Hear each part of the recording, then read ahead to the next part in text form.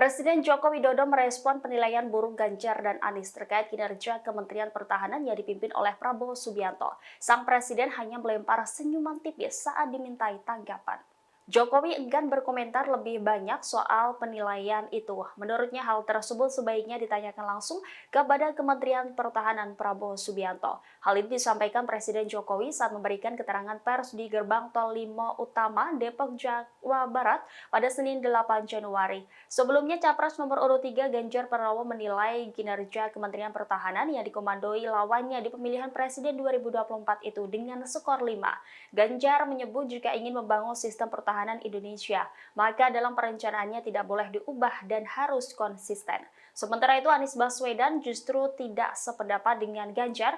Anies memilih untuk memberikan nilai yang lebih buruk dari nilai yang diutarakan Ganjar. Anies Baswedan memberi nilai 11 dari 100 untuk aspek kinerja Kementerian Pertahanan. Bilang skornya 5 gimana Pak? 5 dan di bawah 5 Pak sektor pertahanan Pak dalam debat Pak. Tanyakan ke Menteri Pertahanan. Download Tribun X sekarang, menghadirkan lokal menjadi Indonesia.